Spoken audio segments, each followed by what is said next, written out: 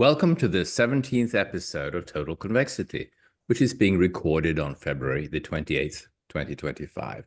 I'm your host, Henrik Neuhaus, and joining me is my co-host, Jim Wang. I'm very glad to return with the 17th installment of our podcast series. In our last episode, we discussed tariffs and how they might impact economic growth and inflation and the capital markets. Today, I'd suggest that we discuss three broad thematic macro themes that Jim has developed, some of which are contrarian. And what I have in mind are your views on, first, the growth divergence between the US and China. Secondly, the fiscal divergence between the US and Europe. And thirdly, the monetary divergence between the US and Japan. You have formulated a set of investment strategies to capitalize on these views, but before you elaborate on your themes and the corresponding strategies, could you please start with your take on where you think that we are heading in terms of tariffs and the status of the markets right now? Jim? Yeah, sure. So I think that's a very good start because the tariff headlines really dominate the market right now. We had an episode last month. Basically, we discussed, whether we will have a tariff or not and what's the implication. So we suggest the listeners listen to that episode. But as a summary, we think there will be a universal tariff, and eventually that will materialize. At the same time, we also think there will be targeted countries and a specific target for some industry, some differentiation as well. But in the end, there will be tariff, and as part of a way to raise the revenue to fund the budget, the tax cut that Trump want to do, and we also talk about the implication. Just to summarize, we think the inflation, if anything, will be very muted or temporarily. Because it will hurt more demand. At the same time, it's going to hurt the corporate profit margin of the U.S. companies. In terms of the most recent update, I think Trump just announced on March the 4th that he will put on the tariff on Mexico and Canada, and it will increase an additional 10% on tariff on China. And I think the tariff probably will come on March the 4th. What's the size? It would really depend. So I think in the end, there will be tariff, and depending on some negotiations, and that can change. What I meant is what's the tariff rate. And finally, he also announced that on April the 2nd, there will be reciprocal tariff. So whatever tariff the other countries put on the US, and the US will do the same. So in terms of asset price behavior, I think it's in line what we have been expecting. Anytime when Trump announced this, basically risk will sell off, U.S. dollar will strengthen, and then Trump may walk back, and there will some negotiation, some concession made by some other countries, and then risk rally, and U.S. dollar weaken a little bit. But I think in general, I think the market still underestimate, the eventuality of tariff, and the impact. So I think especially the risk asset, so I think the risk for tariff is still underestimated. Okay. The administration's dismantling of the bureaucratic apparatus is an event unlike any other that we have experienced in the US in modern times. And in my view, it is not possible to assess fully what the impact on the economy will be, either in the short or medium or longer terms of these actions. In other words, we are facing a host of unknown unknowns, as the saying goes. So perhaps these risks are not fully reflected in the risk premia in the markets, meaning that the markets have not yet reflected whatever might be the fallout from what is a sea change in the paradigm of how business operates in the US. Jim, your thoughts on this? Yes, I completely agree with you. I think the election of Trump injects a lot of volatility into the market, and a lot of no unknowns and unknown unknowns, right? Like you said. But for us, I think this kind of volatility is opportunity for us because our investment process is not driven by, the headlines, but rather some thematic, themes that have underlying fundamental drivers. So I think once we discuss the three themes that we have right now, and I think you will understand, what we are looking at. But basically, we are looking at the drivers of the capital market from a cyclical perspective, which basically is the monetary policy and the fiscal policy. And we examine the asset prices behavior during different market cycle all over the world.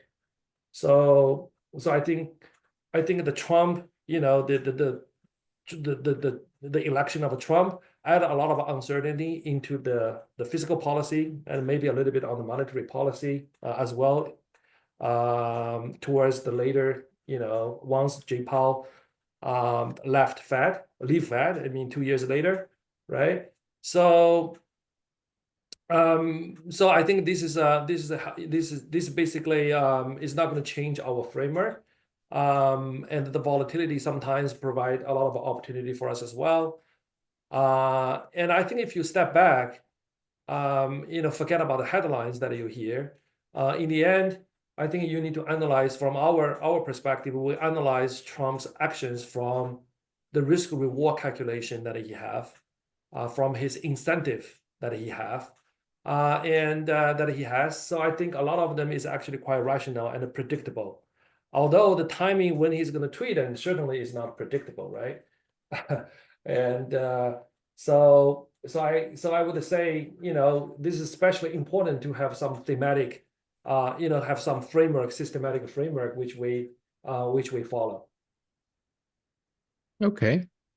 So in that case, let's go to your first thematic macro theme, which is highly contrarian, I would say, and deals with the divergence between US and Chinese economic growth.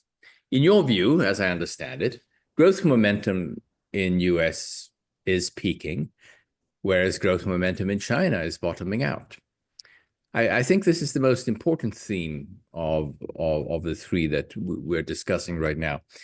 So let's start with the US economy. In light of President Trump's policy, what's your take? Right. So I think we laid it out this thesis about, I would say 1 year ago, and it's highly contrarian, and I think it's still contrarian, but I can see some people start to agree with us, and at least from a capital market, pricing perspective, I think the market is starting to converge, towards our view, but I think it's just a first inning, just starting.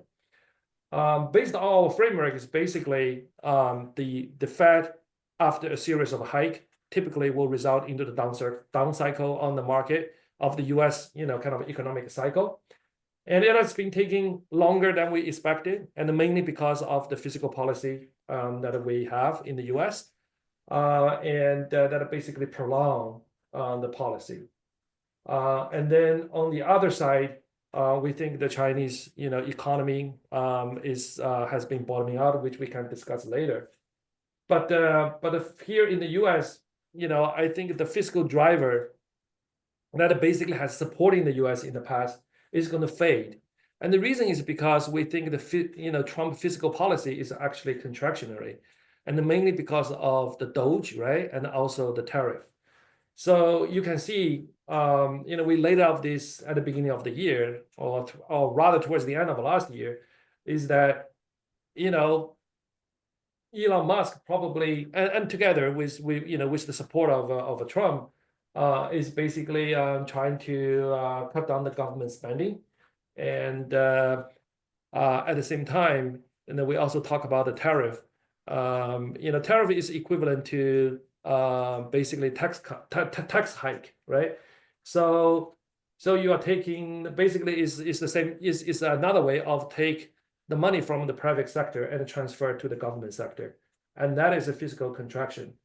So so I say if you take off the fiscal lag, right? And I think the economic growth impulse is going to turn down, and inflation is going to turn down as well. And the next question is, how about Fed? How about monetary policy? And we know that the monetary policy right now is at, it's a restrictive level. If you think about from the monetary transition, kind of a channel, right? Because all the sector that is sensitive to interest rate, they're not doing well, such as the housing, real estate, lending, real estate, auto, and the lending, and etc. Right? So the question is, will Fed cut interest rate aggressively from here? I say probably not. Not if there is not preemptively, I would say, and because the inflation is still appears to be sticky, right? And the Fed probably will wait until employment start to deteriorate significantly, right, to cut interest rate. So I would say, the monetary policy will not become restrictive in the absence of collapse of asset prices or recession, right? So I think if you put these two things together, I would say the underlying driver will point towards slow growth, lower inflation, and actually very high probability of a recession. So if you look at the data, right, I would say, the leading indicators still points towards the downside, right? And we are just waiting for the job number. And I would say the market probably will pay attention to the jobless claim every Thursday going forward. And the jobless claim probably will pick up with all the government layoff and everything. And I think you have to understand it's not just, the layoff of the government workers. The spending is not just that whatever dollar amount that is disappear from the from the U.S. government book, because U.S. government spending is those people's income, and those people, the spending is other people's income, right? So there is this money velocity effect, and in the end, I think there will be a chain effect. And it will result a lot, unemployment to go higher. So I would say, U.S. economics, kind of growth momentum is peaking, and and it's going to is heading down. So that's kind of my my thinking right now. Okay. So, okay, let's now look at the Chinese side of the theme. What is your most recent update, and what exactly do you think will be the impact of the now 10% tariff hikes, and perhaps other measures such as extra port fees on shipping involving Chinese vessels, and God knows what else the administration can come up with? Jim? Right. So I think a lot of people focus on tariff, and for right reasons, but tariff is not the primary driver for Chinese economy. I think if we step back and we know that the Chinese economy is in recession, unemployment is very high, right? Is basically opposite of what U.S. U.S. is a record low unemployment rate, and China have a very high unemployment rate, and there is a real estate bubble. There is a real estate bubble that just recently bursted, but we have to realize that it is Chinese government who proactively to pop the bubble, to kill the real estate bubble, and they are willing to deal with this consequence, right? And but I think I saw, we can see, clearly their policy have turned around. Obviously, they are not flooding the market with liquidity and do a big physical stimulus and underwritten by central bank again, right? And they are doing more targeted policy. But certainly you can see they are turning around their economic policy towards supporting economy. And notably, I think it's important that they realize to support domestic consumption that you need to support domestic asset prices. So you need to support the stock market and the housing market. So recently you have seen that the Chinese real estate market have already stabilized, and price doesn't go down anymore. And in some cities and places, they have gone up, and the retail sales have gone up. And the Spring Festival, you can see during the time the consumption was very robust. And you can see the transportation volume has gone up, and China just recorded the record surplus. So you can see the Chinese economy, with the incoming data and everything, yes, gradually and start to turn. So I think we are, if you were ask me, I think China is probably like the US in 2009, right? Emerging, start to emerge out of real estate, the burst of a real estate bubble, and it's at the beginning of entering, out, is at the very beginning of basically exiting from the economic downturn. So it's the polar as opposite of the US. I think the US is the economic cycle is heading down, probably will go to in recession, and China probably is getting out of recession right now. Okay, so what then? Oh, before you do that, Henrik, I Sure. forgot about tariff. Yeah, because tariff, a lot of people can say, okay, what if tariff, right? So I would say tariff is very, very big deal because China still export a lot of things, and the Trump threatened to impose another, he announced 10%, right? Another additional 10% right now, so that will be 20%, plus whatever has gone in his first term, another 20%, that will be 40%. So that's quite significant. But I have some contrarian views. I think the impact on Chinese export is not going to be too much.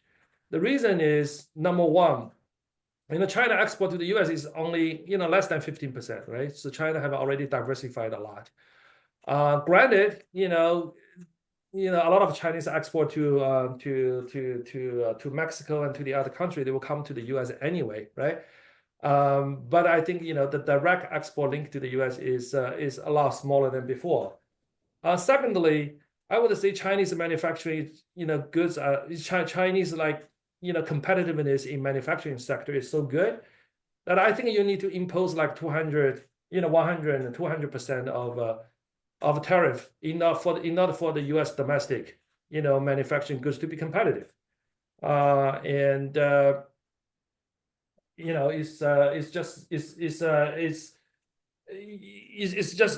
It takes some time for the U.S. to build up the domestic manufacturing sectors, but in the end, you will just face increase the prices of importing goods, and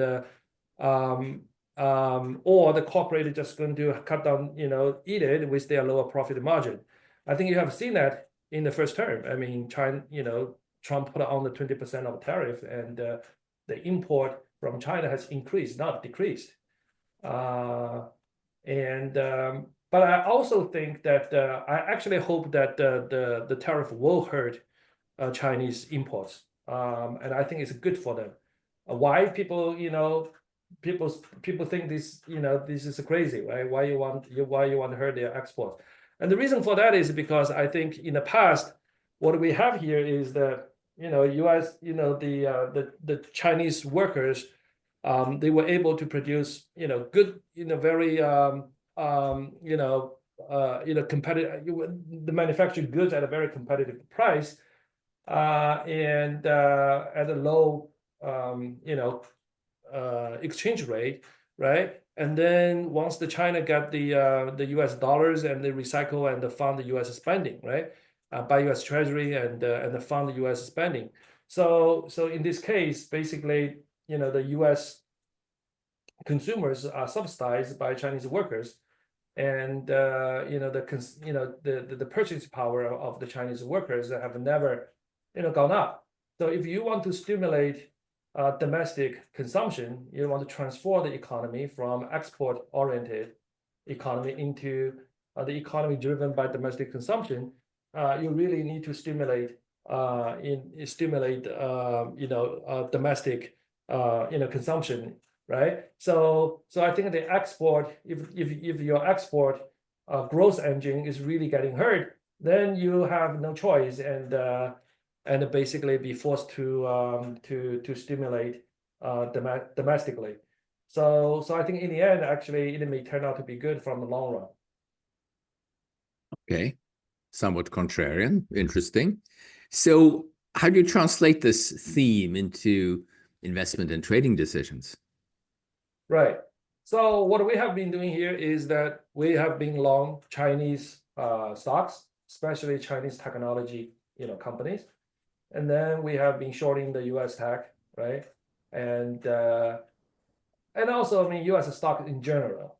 So the most obvious thing here is the valuation difference, right, between the U.S. and the Chinese stocks, right? So China is dirty cheap, and the U.S. stocks at historically high. I think there's only, I look at the Chinese, U.S. stocks. I mean, there's only two periods the stock valuation is higher. One is 1929, the other one is 2000. And in either cases, we know it didn't end up well. So the stock valuation versus bond is also at the historical high, and the valuation of U.S. stock versus the rest of the world is also at a historical high. So you put all these three things together, and there is no doubt the U.S. companies are very expensive. I mean, even you and I talk about this. Even Walmart and Costco have like a 40, around 40, PE ratio, right? And the Chinese technology stocks are very cheap. And then additionally, I think they are just emerging from like I said, just come out of the economic recession, and the economic growth probably will pick up. But I think the most important thing here is the geopolitical premium for the Chinese stocks. Is that in the past, I think the U.S. and China competition has become ideological. A lot about the ideology. So there is a tail risk of not getting your money back. So I think under the Trump administration, and he's more commercially focused. So it's not too much about ideology, but more about fair trade, business, right? How to realign the business relationship. So from that perspective, I think the real tail risk is really mitigated. In this case, I think even you do not have economic growth pickup, I think that valuation discount probably should be adjusted. Should be adjusted. So I think the question is, obviously Chinese stocks have gone up a lot this year. The question is, what's the upside and what's the downside?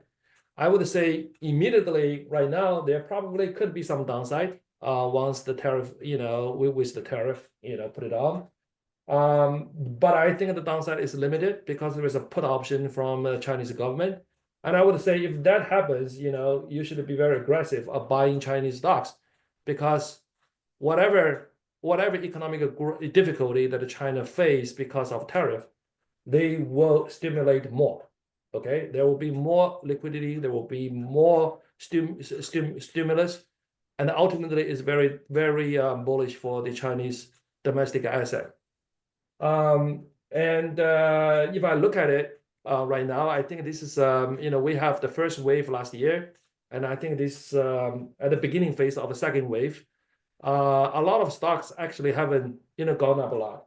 The one that have gone up a lot is really some Alibaba and related to DeepSeek, right?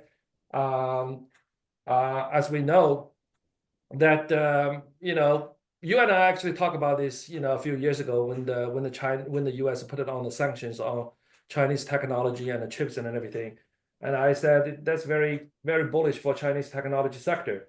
Because and there is a saying, right? The necessity is the mother of all inventions, and they have to, because for very long, I think the Chinese have been very complacent because they thought the globalization would be the major trend. It will never change. There may be temporary setback, but the globalization trend will remain, and they trust that the whatever supply chain and everything will remain the same. So they do not have the need to innovate. Now I think because of the sanction and everything, they realize that they have to rely on them on their own, and they have to innovate, and they have to create their own things. So that's why they have made a lot of progress in all the sectors, in the technology sectors. And I mean, take DeepSeek for example. Because we know AI requires a lot of computational power, and the chips is the most important part of the computing power, right? So if you don't have if you do not have more advanced computing power, and what do? You just have to improve the algorithm, right? And that's why they work on the algorithm and everything. And I also think this will have a big impact on the U.S. Technology sectors, because we know the U.S. technology sector has been supported by this AI boom, and is real because this large U.S. large tech company have spent hundreds of billions of dollars in the infrastructure, right? So we are talking about these data centers and the electricity generation and everything, right? And obviously that has been supporting NVIDIA stocks, because NVIDIA are selling those chips. And suddenly I think people realize that maybe you do not need this. Maybe this kind of expenditure maybe is not productive. Maybe you will not have that kind of ROI that you are expecting, because the AI can be decentralized, and the open AI model is closed AI, right? Because they want to be the monopoly. They set up a data center, everything is run there. So you need to pay them. You need to pay the rent to them in order to run. And I think right now the model is going to be different, is that, you can basically, is open source, and you can do a local, you can run locally. So I think that will bring a lot of a question mark in terms of how productive and what's going to be the eventual investment on the returns of those AI expenditure. And I would say this is probably just the tip of the iceberg right now. So I think this tied together pretty well about why I think it's very attractive to long Chinese tech and short US tech. Okay. Another thing here is, Henrik, I forgot to mention here, is to long US Treasury, right? So basically, if we basically are students of market cycle, and then we trade according to the market cycle. So if China is emerging out of the market cycle, you want to buy stock and you want to sell their bond. I mean, the only thing is we cannot sell their local bond. We would love to short their local bond, because I mean their bond is at the record low yield. I think it's even lower than Japan, right now, because Japanese bond yield has gone up a lot. I'm talking longer data. I need to verify the data, but the Chinese bond yield is a record low. I mean, certainly it's lower than a lot lower than the US. And but we cannot short their local bond, and so I think we just buy their stocks. Now in the US, I think when you think about if the cycle is about to turn down, then you short the stocks, you buy bond. So we are very bullish on the US. We think the US interest rate is going to fall. We are very bullish on the US Treasury. A lot of people are very concerned about sticky inflation. I'm telling you, inflation is always sticky at the peak of the cycle, because inflation is a lagging indicator. I mean, remember 2008, right? And October 2008, and then people still talking about Fed is in the dilemma, right? I mean, maybe September, right? That inflation is sticky, however, the economy is not doing well, right? I think we will see the same thing in the next few months. I mean, actually, we do not need to see the next few months. Just watch the next few weeks, the jobless claim, and people will start to talk about, oh, the unemployment is that go higher, labor market is deteriorating. However, interest rate, inflation is still sticky, right? And but I think at this point of time, the Fed reaction function, I think, is going to focus more on the employment rate, right? So I think the Fed will cut aggressively, and if there's a recession, I mean, people thinking about like maybe two cut, maybe no cut, maybe even hike, maybe 3 cut. I think if we have recession, and the Fed can have 3 cut in a single meeting, Okay, so obviously it will depend really a lot of the stock market behavior as well, because we know the stock price level is one of the most important factors that support U.S. spending. So I think in summary, for this theme, we'd like to short Chinese tech, long U.S. tech, but short U.S. stocks in general, right, and the long U.S. Treasury. Okay. Well, okay, that was exhaustive. Thank you.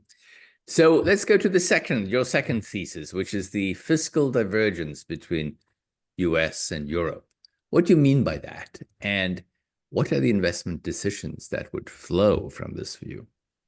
Right. So in our framework, like we discussed, we basically we are focusing on two drivers for the economy from cyclical perspective. One is the fiscal impulse or fiscal driver, and the other one is a monetary driver. And we look at them. Sometimes they work at the same time. Both of them are easing, both of them tightening. Sometimes one leg is tightening, one leg is easing, and they have a different impact on the market. So I think listeners basically can go back to listen to our original podcast at the very beginning, and which we lay out this framework. But let's just talk about the fiscal situation in Europe. If you recall, a long time ago, right? It feels like a decade ago, there was a European financial crisis after after the great financial crisis, right? We have, the problem for that is basically the fundamental structure of the European Union, because they have a they have a monetary union, but they do not have a fiscal union. And at the time, basically the peripheral countries need fiscal stimulus, but Germany would not allow it, right? And during the pandemic, we were pretty bullish on the European asset, and particularly European bank. They have gone up a lot. It's because we think during the pandemic time, they were forced to do the fiscal stimulus, right? But that's ended up a one-time deal, right? And then after that, everything go back to normal, and Europe basically have a decade of fiscal austerity, and that basically explains a lot of why the European economic growth has been very weak. Now, the opposite is true here in the US. After the pandemic, US launched the biggest stimulus in the human history. I mean, in the US history, in the human history, the world have never seen that kind of physical stimulus before, right? In reaction to the pandemic. And I think what amazed me is that even pandemic is over, the stimulus of what Biden launched is all equally unprecedented, right? And you're talking about like 6-7% of the government deficit during the record low unemployment rate, during the peak of market cycle, right? And let's just think about it. If you remove this, 6-7% of the budget deficit, right? Your nominal GDP is negative. Okay, so that's the reason why we have inflation here, and that's the reason why economy looks so good, and that's why we have the U.S. exceptionalism, because any other country does not have that kind of budget deficit, right? Now, the interesting thing about this fiscal, driver is that it comes fast. You handed off the money to the people, they will spend it, right? And but it also goes fast, right? Because the minute the money is gone, then you need to increase the handout. You need to increase the fiscal spending, right? So what I'm here to argue here is the fiscal contraction in the US is going to come, and a lot of people do not realize that. Is that the Doge is for real, right? And you have seen they have cut down a lot of government employees and the things, etc. And I think this will continue. And then I think the second thing is tariff. Tariff is tax. Okay, it's the same thing as tax. It just tax different people, right? You tax income tax. You take the money out of people who have a job or who have income, right? The tariff, you take the money out of the importers, right? It's the same thing. It's the net effect is the transfer of money from the private sector to the government sector. That's it. So the fiscal contraction, it will come in the US, right? And then you think about what happened in Europe.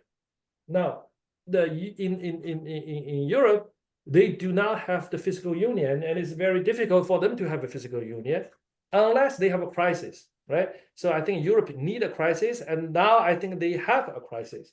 It's basically the relationship between the US and the Europe is changing.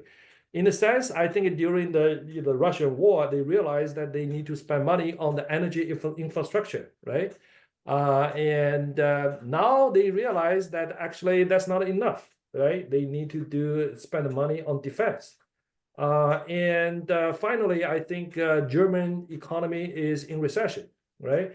And because they have a low in the past, they have a low currency because of the European Union, and they have cheap energy from Russia, and then they have cheap labor from China, right? And then now all those things are not here anymore, and then now they are not resistant to fiscal spending anymore. So once the German is joining the club, I think the European Union have no choice, but start to head direction towards fiscal union. I know it's going to be difficult. It will take some time, but you can see they will issue the Euro bond, and that will fund, the infrastructure spending. They probably will get involved in the rebuild the Ukraine and etc. So with the fiscal spending, right, your economic growth will pick up. Okay, so what's the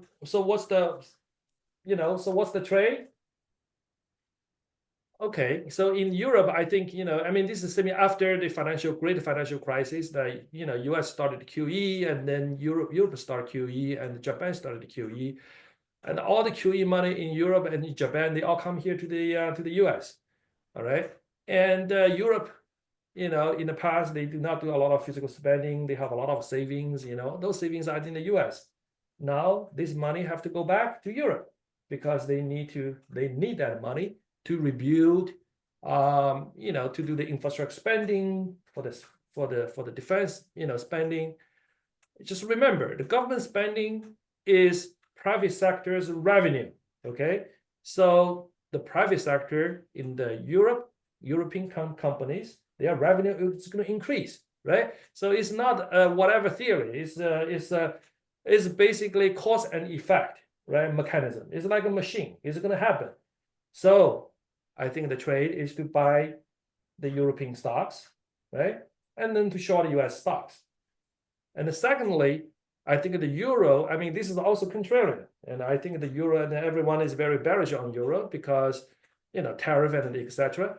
But I think, if we are right from the US perspective, the US real interest rate is going to fall because we think US is likely to fall into recession, and Europe, because of fiscal spending, economic growth situation is going to improve. So, and not to mention, the dynamic I've been talking about, the capital will probably leave the US and head back to Europe. So you put all these things together, and I would say euro is actually, may appreciate. So that's kind of what I'm thinking in terms of the fiscal divergence between US and Europe. Okay, Any well, questions? thank you. No, yet another reason to be negative on US stocks here, in other words. Okay, well, that's possibly a slightly contrarian view, but interesting. So, okay, let's go to your third thematic thesis, which is the monetary divergence between the US and the policies of the Bank of Japan. So, what's the story? Right. So I would say, if you analyze these monetary, policy driver and the physical drivers, you will always find the opportunities come at different market cycle. And Harry, you probably remember that after the pandemic, I wrote a piece, and we put it a trade on as well, is that the sunset in Far East. So we believe that that inflation will pick up, and the growth will pick up in the US. US interest rate will go a lot higher. At the same time, Japan is not able to raise interest rate because of the zero, because of their debt situation and etc. and so that the Japanese yen would appreciate significantly, right? And we have seen what happens in the past few years. Now we are turning 180 degree around. We think the Japanese yen is going to appreciate significantly against the US dollars. Why? Because whatever condition that we have talked about, you can turn 100% around. So here in the US, right, that we're talking about the interest rate is going to drop, right? So the interest rate differential is going to is going to result in the Japanese yen to strengthen. Now we're talking about our base case, like economy is going to we think that the U.S. economy is probably heading south, and inflation is going to go down, growth is going to go down, probably high probability of a recession, and etc. Right? In that case, the U.S. interest rate is going to drop, and the interest rate differential between the U.S. and Japan is going to narrow from that perspective. Now, what if everything goes doing well? Everything is doing okay. Global growth continues and rosy pictures and everything, just like we have seen in the past few years. Then the BOJ is going to continue to hike interest rate. We know that the hurdle for the Fed to hike interest rate is very, very high, because we need basically we need inflation to really, really jump higher, and unemployment, the employment no longer become a concern, and then you may see Fed start to hike interest rate reluctantly. I would say it's the hurdle for the Fed to hike is very, very high.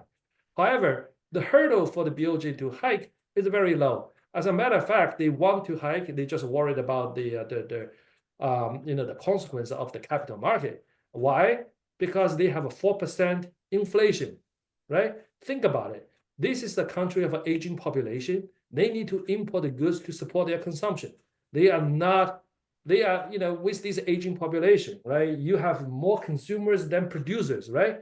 So you need, naturally, you need a stronger currency so that you can maintain your living standard, right? And I can see, it's becoming a political problem, in Japan. So think about the inflation picture: 4% in Japan, right? Around 3% here in the US, right? 3.5% in Mexico, 4.5% in Brazil, right? The Japanese inflation is comparable to Latin America, right? Let's just think about that, right? So I think if things is doing well, if the economy is doing well and everything, especially I think, if Chinese growth, recover, I think Japan is going to benefit from that. And I think BOJ have no choice, have to hike. The next, a lot of people basically talking about it is like, oh, they have such a high debt. If they hike, the government will not able to afford to pay the interest rate. But you have to ask the question: to pay interest to whom? Right? BOJ own most of the government bond anyway. You pay the interest rate, you pay the interest expenses to BOJ, and then BOJ will reimburse back to Ministry of Finance anyway, right? So it's just the level of interest you need to control, and the interest rate expenses is irrelevant because it's all monetized by central bank. And I would say this will be eventual destination for the US as well. It's just a matter of time. But that's another story that we can talk about in the future.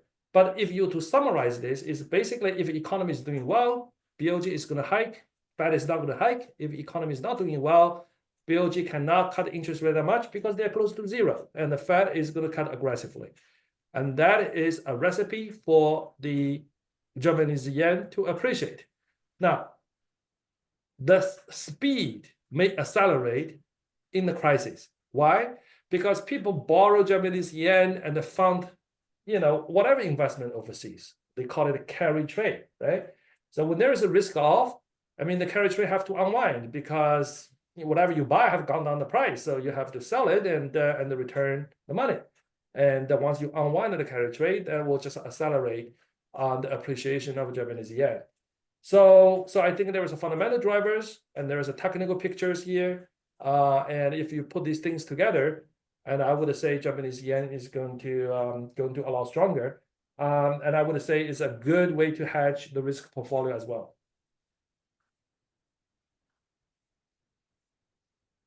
I'm down here, Henrik. Do you have questions regarding this? Oh, sorry, my mic was off. Yes. Well, thank you.